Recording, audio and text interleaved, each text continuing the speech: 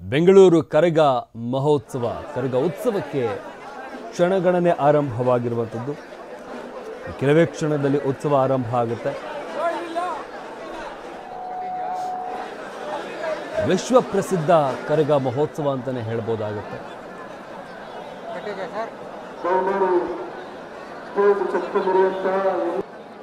ಬೇರೆ ಬೇರೆ ರಾಜ್ಯ ಮಾತ್ರ ಅಲ್ಲ, ಬೇರೆ ಬೇರೆ ದೇಶಗಳಿಂದ ಕೂಡ ಸಾಕಷ್ಟು ಜನ ಭಕ್ತಾದಿಗಳು ಇಲ್ಲಿಗೆ ಆಗಮಿಸ್ತಾರೆ. ಕರಗ ಮಹೋತ್ಸವವನ್ನು ಕಣ್ತುಂಬಿಕೊಳ್ಳುವಂತಹ ಸಲುವಾಗಿ ಆಗಮಿಸ್ತಾರೆ.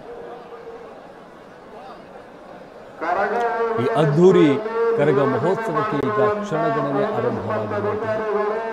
12:30ಕ್ಕೆ ಆರಂಭ ಆಗಬೇಕಾಗಿತ್ತು, ಆದರೆ ಮಳೆ ಬಂದಂತಹ ಕಾರಣದಿಂದಾಗಿ 1:30ಕ್ಕೆ ಕರಗ ಉತ್ಸವ ಆರಂಭ ಆಗುತ್ತೆ ಅಂತ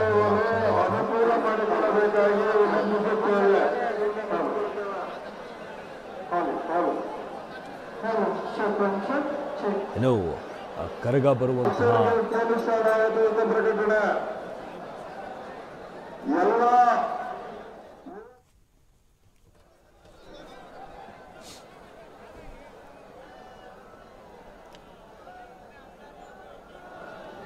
ಮತ್ತಷ್ಟು ಮಾಹಿತಿಯನ್ನು ನೀಡ್ತಾರೆ ನಮ್ಮ ಪ್ರತಿನಿಧಿ ಶಿವಪ್ರಸಾದ್. ನಮ್ಮ ಜೊತೆ ನೇರ ಸಂಪರ್ಕದಲ್ಲಿ ಜಾಯ್ನ್ ಆಗಿದ್ದಾರೆ. ಶಿವಪ್ರಸಾದ್, ನಾವು ಗಮನಿಸ್ತಾ ಇದ್ದೀವಿ ಕರಗ ಮಹೋತ್ಸವವನ್ನು ನೋಡೋದಕ್ಕೆ ಬೇರೆ ಬೇರೆ ರಾಜ್ಯ ಮಾತ್ರ ಅಲ್ಲ, ಬೇರೆ ದೇಶಗಳಿಂದಲೂ ಕೂಡ ಸಾಕಷ್ಟು ಸಂಖ್ಯೆಯಲ್ಲಿ ಭಕ್ತಾದಿಗಳು ಆಗಮಿಸ್ತಾರೆ. ಲಕ್ಷಾಂತರ ಸಂಖ್ಯೆಯಲ್ಲಿ ಭಕ್ತಾದಿಗಳು ಅಲ್ಲಿ ಜಮಾವಣೆ ಆಗ್ತಾರೆ. ಈ ಸಂದರ್ಭದಲ್ಲಿ ಭದ್ರತೆ ದೃಷ್ಟಿಯನ್ನು ಕೂಡ ನಾವು ಗಮನಿಸಬೇಕಾಗುತ್ತೆ. ಯಾವುದೇ ರೀತಿಯಾಗಿ ಅಹಿತಕರ ಘಟನೆಗಳು ನಡಿಬಾರ್ದು ಅನ್ನೋ ಒಂದು ಕಾರಣಕ್ಕಾಗಿ ಯಾವ ರೀತಿಯಾಗೆಲ್ಲ ಮುನ್ನೆಚ್ಚರಿಕಾ ಕ್ರಮಗಳನ್ನು ಪೊಲೀಸ್ ಇಲಾಖೆ ತೆಗೆದುಕೊಂಡಿದೆ, ಭದ್ರತೆ ಎಲ್ಲ ಯಾವ ರೀತಿಯಾಗಿದೆ? ಶಮಂತ್, ವಿಶ್ವವಿಖ್ಯಾತ ಬೆಂಗಳೂರು ಕರಗ ಮಹೋತ್ಸವಕ್ಕೆ ಈಗಾಗಲೇ ಕ್ಷಣಗಣನೆ ಆರಂಭವಾಗಿರ್ತಕ್ಕಂಥದ್ದು. ಇನ್ನೇನು ಕೆಲವೇ ಗಂಟೆಗಳಲ್ಲಿ ಧರ್ಮರಾಯಸ್ವಾಮಿ ದೇವಾಲಯದಿಂದ ಕರಗ ಶಕ್ತ್ಯೋತ್ಸವ ಆರಂಭವಾಗಲಿದೆ. ನಾನು ಹಿಂಭಾಗದಲ್ಲಿ ಈಗಾಗಲೇ ಗಮನಿಸ್ತಾ ಇರ್ಬೋದು, ಯಾವುದೇ ರೀತಿಯ ಅಹಿತಕರ ಘಟನೆ ನಡೆದಂತೆ ಪೊಲೀಸರು ಕೂಡ ಬಿಗಿ ಬಂದೋಬಸ್ತನ್ನು ವ್ಯವಸ್ಥೆಗೊಳಿಸಿರ್ತಕ್ಕಂಥದ್ದು.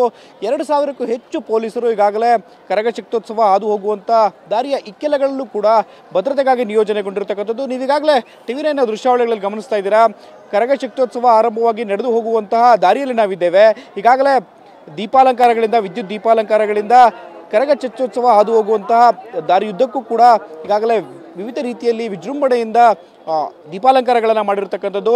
ಕರಗ ಶಕ್ತ್ಯೋತ್ಸವ ಆರಂಭವಾಗಿ ಧರ್ಮರಾಯಸ್ವಾಮಿ ದೇವಾಲಯ ತಿಗಳರ ಪೇಟೆಯಿಂದ ಆರಂಭಗೊಂಡಿರ್ತಕ್ಕಂಥ ಕರಗ ಶಕ್ತ್ಯೋತ್ಸವ ತದನಂತರದಲ್ಲಿ 12:30 ಸುಮಾರಿಗೆ ಇದೇ ಒಂದು ರಸ್ತೆಯಲ್ಲಿ ಹೋಗುತ್ತೆ.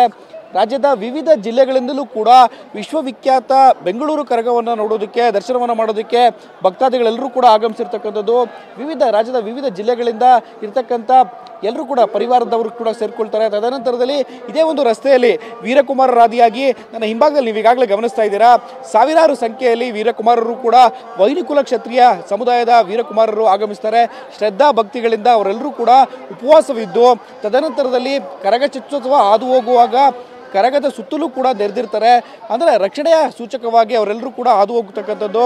ಬೆಂಗಳೂರಿನ ಹಳೆಯ ಭಾಗ ಅಂದರೆ ಬೆಂಗಳೂರು ಪ್ರಾರಂಭಗೊಂಡಂಥ ಮೊದಲುಗೊಂಡಂತೆ ಯಾವ್ಯಾವ ಪೇಟೆಗಳಿದೆ, ಅಕ್ಕಿಪೇಟೆ, ನಗರದ ಪೇಟೆ, ಕಾಟನ್ ಪೇಟೆ ಸೇರಿದಂತೆ ವಿವಿಧ ಪೇಟೆಗಳೆಲ್ಲವೂ ಕೂಡ ಸಂಚಾರವನ್ನು ಮಾಡುತ್ತೆ ಕರಗ ಶಕ್ತ್ಯೋತ್ಸವ. ತದನಂತರದಲ್ಲಿ ಪ್ರಮುಖ ದೇವಾಲಯಗಳಿಗೂ ಕೂಡ ಭೇಟಿಯನ್ನು ನೀಡುತ್ತೆ.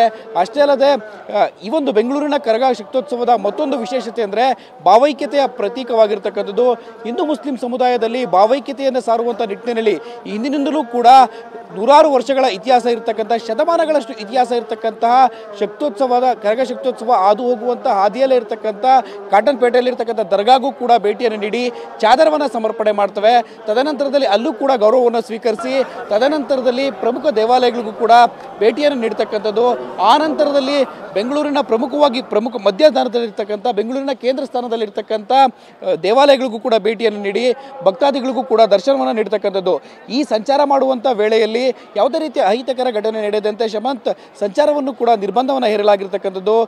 ಕರಗ ಶಕ್ತ್ಯೋತ್ಸವ ಆರಂಭವಾಗಿ 12:30 ತದನಂತರದಲ್ಲಿ ಏನು ಕರಗ ಹೊರಡುತ್ತೆ, ಆ ನಂತರದಲ್ಲಿ ಬೆಳಗಿನ ಜಾವ ಕರಗ ಶಕ್ತ್ಯೋತ್ಸವ ಆರಂಭವಾಗಿ ಸಂಚಾರವನ್ನು ನಡೆಸಿ ಭಕ್ತರೆಲ್ಲರಿಗೂ ಕೂಡ ದರ್ಶನವನ್ನು ನೀಡಿ ತದನಂತರದಲ್ಲಿ ವಾಪಸ್ ದೇವಾಲಯಕ್ಕೆ, ಧರ್ಮರಾಯಸ್ವಾಮಿ ದೇವಾಲಯಕ್ಕೆ ಬರುವವರೆಗೂ ಕೂಡ ಸಂಚಾರವನ್ನು ನಿರ್ಬಂಧಿಸಲಾಗಿರ್ತಕ್ಕಂಥದ್ದು.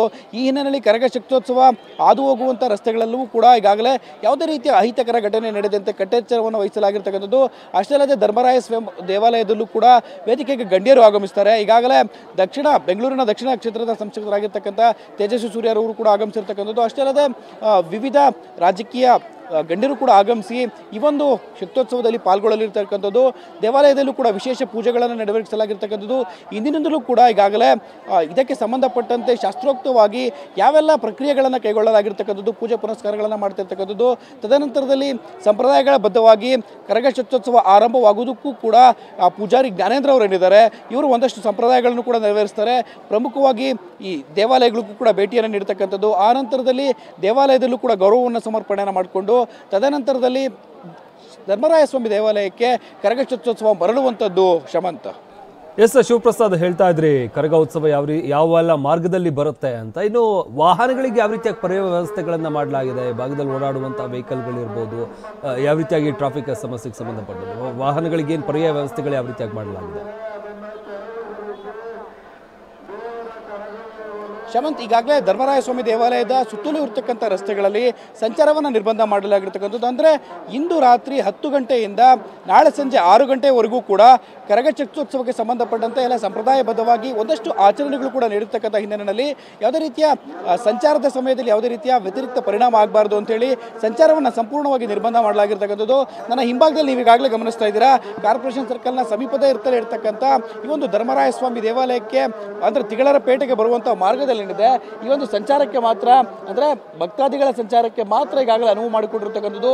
ಈ ಒಂದು ರಸ್ತೆಯಲ್ಲಿ ಯಾವುದೇ ರೀತಿಯ ವೆಹಿಕಲ್ಗಳ ಸಂಚಾರಕ್ಕೆ ಅನುವು ಮಾಡಿಕೊಟ್ಟಿಲ್ಲ. ಇದರ ಬದಲಾಗಿ ಇನ್ನೂ ಕೂಡ ಮಳೆಯ ನಂತರದಲ್ಲಿ ವೀರಕುಮಾರರು ಕೂಡ ನೂರಾರು ಸಂಖ್ಯೆಯಲ್ಲಿ ಹಾದು ಬಂದಿರತಕ್ಕಂಥದ್ದು. ತಂಡೋಪತಂಡವಾಗಿ ಬಂದು ಕರಗ ಶಕ್ತೋತ್ಸವಕ್ಕೆ ಸೇರಿಕೊಳ್ತಾರೆ. ತದನಂತರದಲ್ಲಿ ಈ ಒಂದು ರಸ್ತೆಯಲ್ಲಿ ಅಂದರೆ ಕರಗ ಶಕ್ತೋತ್ಸವ ಆರಂಭವಾಗಿ ನಡೆದು ಬರ್ತಕ್ಕಂಥ ರಸ್ತೆಯಲ್ಲೇನಿದೆ ಯಾವುದೇ ರೀತಿಯ ವೆಹಿಕಲ್ಗಳ ಸಂಚಾರ ಇರೋದಿಲ್ಲ. ಈ ನಿಟ್ಟಿನಲ್ಲಿ ಒಂದಷ್ಟು ಬಿಗಿ ಪೊಲೀಸ್ ಬಂದೋಬಸ್ತುಗಳನ್ನು ಕೂಡ ಮಾಡಿಕೊಂಡಿರ್ತಕ್ಕಂಥದ್ದು.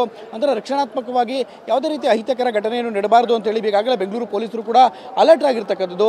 ಆಯಕಟ್ಟಿನ ಜಾಲಗಳಲ್ಲಿ, ಜಂಕ್ಷನ್ಗಳಲ್ಲಿ, ಪ್ರಮುಖ ವೃತ್ತಗಳಲ್ಲಿ ಈಗಾಗಲೇ ಪೊಲೀಸ್ ಬಂದೋಬಸ್ತನ್ನು ಕೂಡ ವ್ಯವಸ್ಥೆಗೊಳಿಸಿರ್ತಕ್ಕಂಥದ್ದು.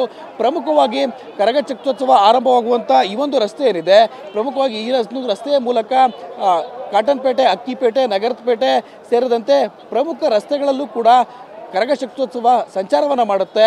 ಅಲ್ಲಿರ್ತಕ್ಕಂಥ ಭಕ್ತಾದಿಗಳಿಗೆ ದರ್ಶನವನ್ನು ನೀಡುತ್ತೆ. ಈ ಹಿನ್ನೆಲೆಯಲ್ಲಿ ಕರಗ ಶಕ್ತೋತ್ಸವ ಆರಂಭವಾಗಿ ನಡೀತಿರ್ತಕ್ಕಂಥ ಹಾದಿಯುದ್ದಕ್ಕೂ ಕೂಡ ಯಾವುದೇ ರೀತಿಯ ವಾಹನಗಳ ಸಂಚಾರವನ್ನು ಇರೋದಿಲ್ಲ. ಈ ನಿಟ್ಟಿನಲ್ಲಿ ವಾಹನ ಸಂಚಾರವನ್ನು ಮಾರ್ಪಾಡು ಮಾಡಲಾಗಿರ್ತಕ್ಕಂಥದ್ದು. ಇತರೆ ರಸ್ತೆಗಳಂದರೆ ಅವಿನ್ಯೂ ರಸ್ತೆಗ ಪಕ್ಕದ ರಸ್ತೆಯಲ್ಲಿ ಸಂಚಾರಕ್ಕೆ ವ್ಯವಸ್ಥೆಯನ್ನು ಮಾಡಿಕೊಂಡಿರ್ತಕ್ಕಂಥದ್ದು.